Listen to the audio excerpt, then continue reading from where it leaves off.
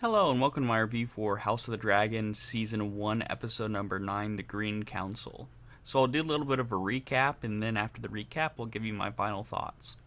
The episode opens with the Queen being informed that the King is dead. Of course, Alicent has spoken to Viserys the night before, believing to have heard that he wished Aegon to be king.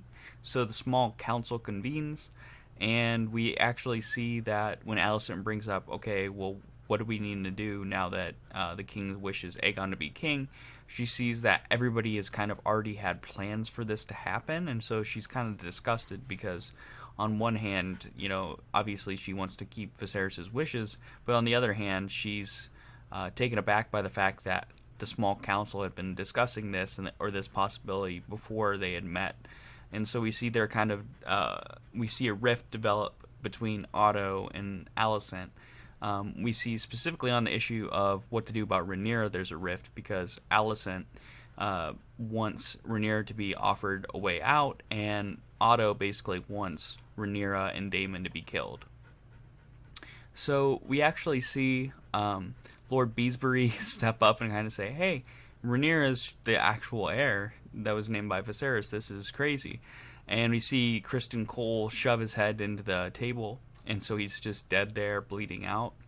And I forgot if it was the maester or who it was, but somebody's like, hey, can we reconvene later? And they're like, nope, nobody's leaving this chamber, and this body's not being drug out until we know what our plans are gonna be. We see Lord Commander Westerling give up his white cloak, basically saying that if there's no king, then he has nothing to do, that his duty's complete, and he leaves. So we actually see that the rest of the episode revolves around the hunt for Prince Aegon. We see that Aemond and Sir Criston Cole are sent by Alicent to find him, and we see on the other hand that Eric and Eric, his brother, are sent by Otto to find Aegon.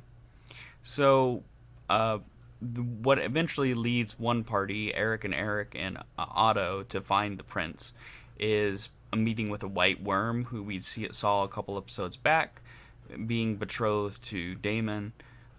We see that she will give them the information if they will stop kids being exploited in Flea Bottom, which they agree to. And it ends up being that Aegon has been hiding in one of the least likely places that you would think him to be, the Sept, the Grand Sept. And so we actually see that a little fight happens outside of the Sept whenever Eric and Eric are dragging him out. We see them come to blows with Aemond and Sir Criston Cole, who gain the upper hand and basically bring Aegon back to their mother Alicent.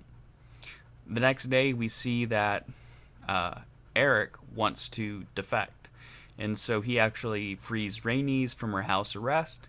And not only that, he has a satchel full of something, which we don't actually see what that is till the following episode, but it's just an important thing to remember. And the episode ends with the coronation of Aegon going through. Alicent is able to try to impress on him not to kill Rhaenyra, and then we basically see Rhaenys, who's been freed and kind of was corralled in the city to the dragon pit. She burst forth from the ground in the dragon pit, killing a ton of peasants, and is seen flying off into the distance with her dragon.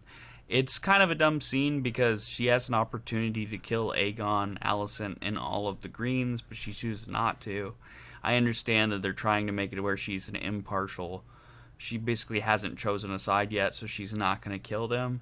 But if there's going to be an opportunity, there's not going to be another opportunity like that again. So I guess you could say she's still unsure of where she stands as far as the Dance of Dragons, as far as the civil war that's about to break out. But it's still kind of a silly scene seeing her break out.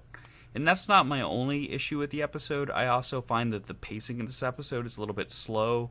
It kind of feels like at times that even though Aegon's coronation is important, the search for Aegon just seems like something that could have been resolved extremely quickly, but they stretched it out throughout the episode. The acting's on point. I think Aegon's going to be the next Joffrey. He just seems very annoying already. So we will see where that goes. But this episode's probably the weakest episode of the season.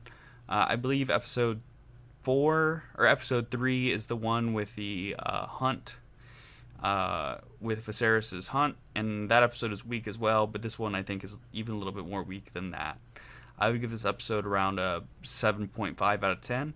If you disagree with that opinion, that's perfectly okay. I just feel like this episode, it has all the correct parts. The actors do good with what they're given, but I feel like it's kind of a fluff episode, kind of meant to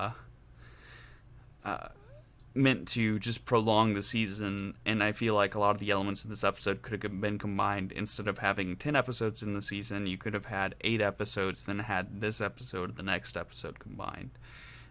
So tell me in the comments what you think about this episode, if you enjoyed it, if you're enjoying House of the Dragon, and I will have the review for the finale here posted this Thursday.